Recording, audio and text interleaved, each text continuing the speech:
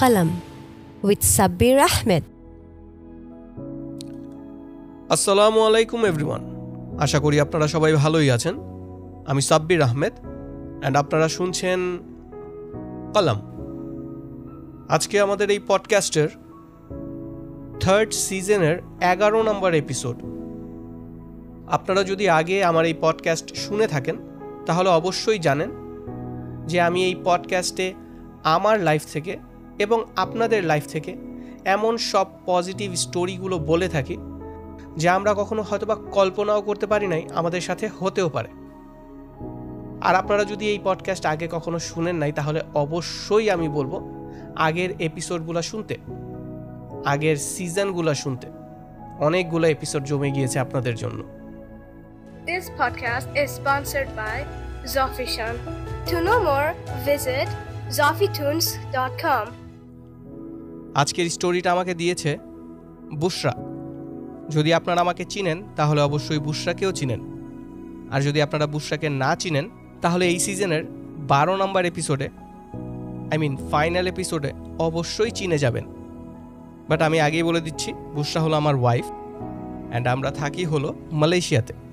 আমি পিএইচডি করতেছি অ্যান্ড কোভিডের টাইমটা আমরা পুরোপুরি বাংলাদেশে ছিলাম। তো কোভিডের পরে আমরা যখন মালয়েশিয়াতে রিটার্ন করি, আমরা যে বাসাটাতে উঠি এই বাসাটা একটা হাইওয়ের উপরে। আশেপাশে দোকান বা কোনো ধরনের কোনো অফিস, কোনো ধরনের কোনো শপ কিছুই নাই। বাসার নিচে যদিও 2টা দোকান আছে, বাট অন্যান্য ফ্যাসিলিটিগুলো খুব দূরে। বুশরা বাংলাদেশে স্কুলের টিচার ছিল। সে আসলে গত 8-10 বছর ধরেই স্কুলে টিচিং করছে অ্যান্ড মালয়েশিয়াতে সে টেইলার্স ইউনিভার্সিটি থেকে আর্লি চাইল্ডহুড এডুকেশনের উপরে টিচিং অ্যান্ড লার্নিংয়ের মাস্টার্স করেছে। সো তার ইচ্ছা ছিল যে এবার মালয়েশিয়াতে এসে একটা স্কুলে টিচিং করবে।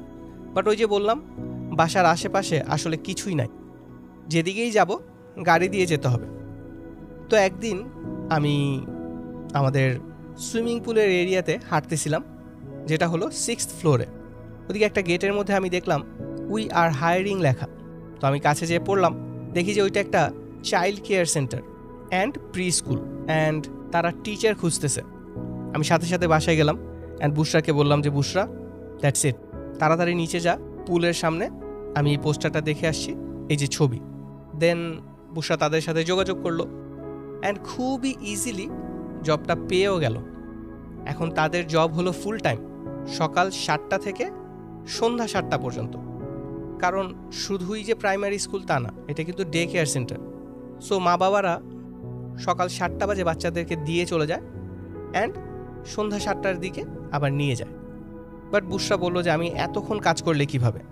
বাট আমি বললাম তুই কথা বলে দেখ, তারা পার্ট টাইম নিতেও পারে।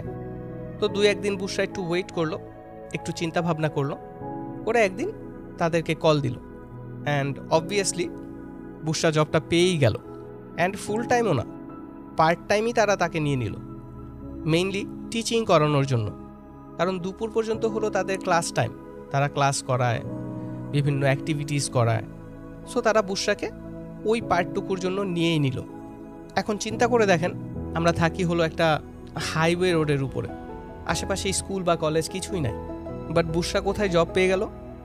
আমাদের বাসারই 6 তলায়। মানে বাসা থেকে বের হবে, লিফটে ক্লিক করবে, 25 তলা থেকে 6 তলায় যাবে, কাজ করবে, লিফটে ক্লিক করবে, 6 তলা থেকে 25 তলায় আসবে বাসা। কত ইজি না ব্যাপারটা।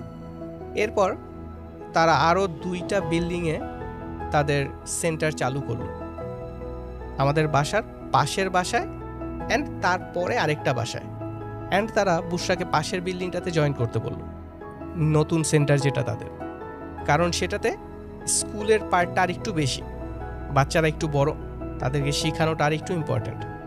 বাট সেটাও কিন্তু বাসার পাশেই, বাসা থেকে নিচে নেমে 2-3 মিনিট হেঁটে পাশের বাসাতে চলে যাবে, দ্যাটস ইট। আমরা যদি আসলে মনে মনে কিছু চাই অ্যান্ড ওইটাতে যদি কোনো ধরনের কোনো প্রবলেম না থাকে, কোনো ব্যাড ইম্প্যাক্ট না থাকে বা কোনো ব্যাড ইন্টেনশন না থাকে, তাহলে আল্লাহ কিন্তু এটাকে আমাদেরকে দিয়েই দেন, ইভেন আমরা ওইটার জন্য কোনো এফোর্ট দেই বা না দেই। আল্লাহ কিন্তু আমাদের ইন্টেনশনটাতে বেশি ফোকাস করেন। আমরা মুখে কি বলতেছি, আমরা কি করতেছি, আমরা কি দেখাচ্ছি বা যাই হোক, এগুলা না, আমাদের ইন্টেনশনটা কি, আমরা আসলে কি চাই বা আমরা আসলে কি মিন করতেছি, এইটাতে আল্লাহ বেশি ফোকাস করেন অ্যান্ড আলটিমেটলি আমাদেরকে দিয়েও দেন। আজ এই পর্যন্তই। আমি সাব্বির আহমেদ, অ্যান্ড আপনারা শুনছিলেন কলম।